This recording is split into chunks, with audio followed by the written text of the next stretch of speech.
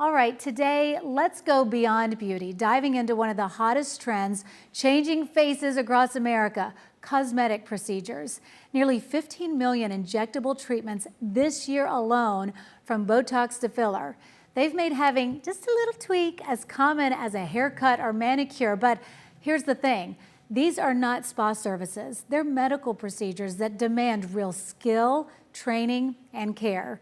Joining us today is board-certified dermatologist and cosmetic surgeon, Dr. Melanie Palm. She's a nationally recognized expert in aesthetic medicine. Dr. Palm, thanks so much for coming here today. It is my pleasure. Last time, we barely let her get out of here. We had so many questions. So let's talk today about Botox and fillers. Med spas are everywhere. People are pulling in anywhere that has the best price, I feel like a lot of times. Yeah. What should people know before they book their next visit? So you were right on. There's nearly 10 million neuromodulators. Those are things like Botox, Dysport, Jeuveau. There's now actually 6 FDA-approved Botox-like products here in the U.S. And then there's, over probably 15 injectable fillers that are FDA-approved, and there's about 5 million of those procedures being done. So it's becoming more common. It is on par treatment-wise with the number of procedures as GLP patients, so GLP-1s, what we think of as Ozempic and Wegovy. So it's definitely sort of, I think, fodder amongst friends. We were talking about that offline. And my biggest thing is I just want to educate your viewers and potential patients about being a smart consumer slash patient, because I think there's some questions you want to ask to make sure that the person that is behind the syringe is qualified to do it, and that they're getting the right product, and that they're doing things in appropriate amounts so that they have enduring results over appropriate periods of time. So we might start with, I know we wanted to talk a little bit about the FDA just came out with sort of a new warning with radiofrequency and microneedling. Yeah, tell me about that, because I love to do microneedling treatments. Yeah, and they are great. And I think the FDA, this is in the last month, came out with a warning, just warning to consumers, so people here in the US, about these devices. So radiofrequency is basically kind of like specially tuned electricity. It creates resistance in tissues, and that heats the tissue. And when we heat tissue to a good temperature, which is usually about 40 to 42 degrees Celsius, we can actually build collagen. That's a great thing.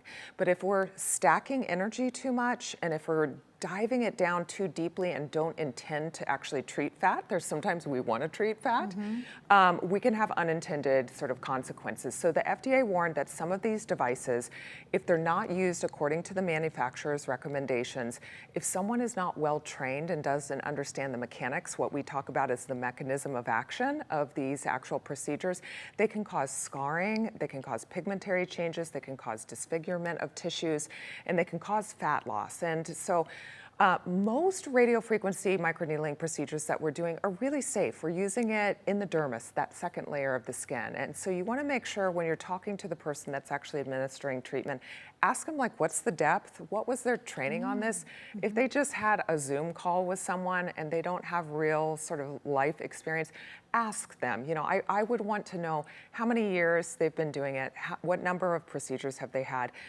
Do they know how to handle complications? What are the common complications? If they won't sit down and actually go through a consent, and scarier, if you haven't signed a consent, that's something that you want to be wary of. So the FDA didn't shut these procedures down. The devices are great, but we just want to make sure that we're treating at the intended depth in the skin, and that the person that's driving the machine is well trained and well versed in the technology to be able to deliver safe and effective results. Well trained, more than a Zoom call training, and you want the depth to be at the level 2. Yeah. Those are some easy to usually remember. That's like about 1 to 2 millimeters in the skin. When you start talking about 3.5 millimeters, 6 millimeters, we're starting to affect deeper tissues, and you're getting heating of tissues, and there may be some unintended consequences. That's like the laser resurfacing I've heard about, right? That takes it all the way down. Yeah, so laser resurfacing, it's so funny you brought that up. I just had a patient this morning, and she was here for her 1-week follow-up. We actually treated her face, neck, and chest. And she had had it before very successfully, along with facial surgery, so she was under general anesthesia. The way I do laser skin resurfacing, people are under just local anesthetic, but I do an exhaustive series of nerve blocks. I can remember about a year ago, and I'm sure there's been more of these circulating, but there was a social media post about laser resurfacing, which are things like CO2 lasers and erbium lasers. They're what we call ablative lasers. They actually create little holes in the skin that then causes a wound healing response and builds more collagen, which is amazing. But I remember seeing a woman that she was being treated around the eyes, and she was in such discomfort that it just really made me cringe. And I even saw colleagues that I sometimes lecture with or know commenting about how this shouldn't be difficult, and it really shouldn't. And my patient that I saw for the 1-week follow-up was like, you know, I've had friends waiting to do this, and I was kind of like the experimental, you know, canary in the coal mine to see how it went under local anesthesia. And I said, you know, my job is not to create post-traumatic stress disorder in my patients when we're doing cosmetic procedures. I really care about comfort, and there are ways that are very unique that we can do nerve blocks, comfort measures, and even a little bit of medication that is just oral to make people comfortable. I hate seeing people getting ineffective treatments, uncomfortable treatments, or just treatments that are not done by well-trained individuals. And not having, I mean, I can't believe somebody wouldn't be under some kind of anesthesia if you're doing that deep dive with the laser. Yeah, and it's pretty amazing like what we can do with topical and appropriate nerve blocks, and not just like the 3 common ones we do as we march down the thirds of the face, but pretty exhaustive ones. I mean, my patient commented, she's like, I didn't feel a thing, and I couldn't believe it without being totally knocked out. So you want to go to someone that really, I think, has a priority on patient comfort when that comes to mind. And I think, you know, I went for the first time ever last year to Turkey, and that's one of the countries, along with Mexico and Korea, that seems to be very popular in terms of medical tourism. Yes, I've heard of this lately. I've heard, because I have some friends that just got back from Turkey, and they saw people everywhere with hair transplants. Yes, yeah. When I was in that Istanbul airport, you know, you could see the donor strip bandage on gentlemen as they were boarding flights to go back to wherever their home country was. And that's not to say there aren't well-qualified people in these countries, but I think there's just some considerations that people at home should think about. In general, sometimes these procedures are a little less expensive in these countries, but sometimes the medical training is not the same. And the challenge is, unless you're staying there for a significant period of time, I get concerned about what happens if you have an unknown side effect, what we call an adverse event. Like, how are you getting treated? You're also under the jurisdiction from a legal standpoint of that country, so you may not have the same robust rights that a California patient does here in this state, where we have a pretty high standard of who can actually treat you. They've actually done studies, and a recent study showed that complication rates are higher in these other countries. And it's not, you know, my practice is in North County, San Diego, so I see patients that sometimes go to Mexico and have had treatments done that haven't gone as planned, either abnormal results, unexpected intended results over time, or, you know, sometimes people do things in a home, which I think is sort of a scary situation because, you know, they don't even have a contact card or a way of getting a hold of this person afterwards. And, you know, you mentioned medical spas, and I just, it's not that medical spas are evil. I mean, I'm a physician-owned, I'm a solo practice, I 100% own my practice, but I just really encourage people to think about where they're going, because some large chains of medical spas, they are owned by private equity, and I always think the intersection of business and medicine is an interesting one. You know, I put my doctor's hat on, and my obligation is morally and ethically towards the patient. And if you're running a business and you're the Blackstone of medical spas, there may be a slightly different motivation there. So you just want to ask your injector, like, how long have they been doing this? You know, I'd be a little concerned if they call themselves an expert injector. So you can go to a weekend course and get a diploma that says you're an expert injector. There's no such thing as that. I would really ask, you know, what's their education? How many years did they go? Did they have a mentor? And, you know, who are they paired with? Because there isn't such a thing as the corporate practice of medicine. A medical doctor should own 51% of the practice. So I would ask them, like, who's your medical director? Have you met with them? Are they on site? Are they even in the city? And I think you'll be astonished by the answers of that.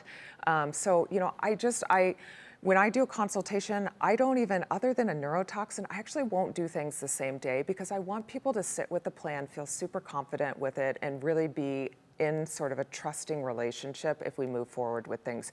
I think if you're feeling that need as a consumer, as a patient, oh my God, that seems like such a great deal. Think about like what are the possible risks involved, because I don't infrequently treat people with they've got an adulterated product. You know, there should be no reselling of samples. So if you want to, if you come into my practice and want Botox and Dysport, I will show you the syringe. It shouldn't say sample unless you're getting that product for free. Reselling of samples is illegal. And so if something is such a low price, there may be practices going on that you want to investigate and ask sort of what are some of the ins and outs. And if you don't like the answers you're getting, I'd be a little bit concerned about that. I think people will go get a treatment just because it's cheaper. They're like, everybody does Botox now, it's been around forever, it'll be fine. Yeah. But then I can't imagine the people that come to you and say, can you fix this? This was terrible. Yeah, I mean, I had a patient a few months ago that was up in LA, went to a medical spa, got some sort of adulterated and illegal product that was approved in Asia, but not here in the US. They ended up getting an injection into a vessel.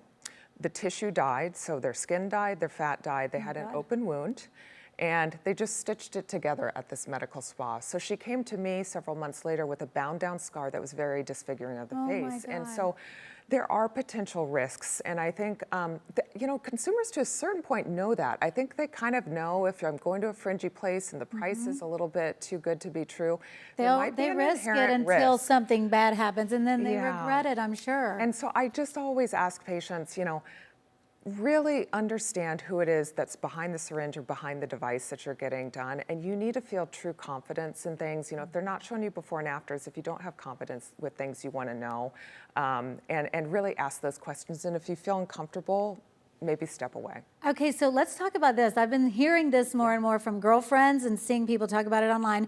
Botox resistance, is that a real thing? It can be, but it is quite rare. And what we do know from the worldwide literature of where somebody gets injected with a neuromodulator and literally a week later it looks like nothing has happened, you can form something called neutralizing antibodies.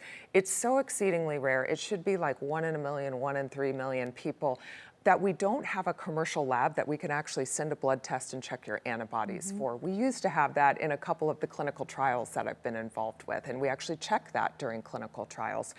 But if somebody has gotten frequent dosings over long periods of time, and if they're high dosing, so say they get their upper face treated and then they go on in for a touch-up 2 weeks later, and then 2 months they've got a special event and they want it all done over again. You're getting little allergen doses and your body can create antibodies. So the only treatment for that is to actually go cold turkey for a year. And that reduces the antibodies and you can start over. But you want to talk to your injector about not doing things too frequently. Yeah, that is really good to know. That's good advice. Okay, cosmetic surgeon, Dr. Melanie Palm, thank you so much for joining us today. Come back. I will.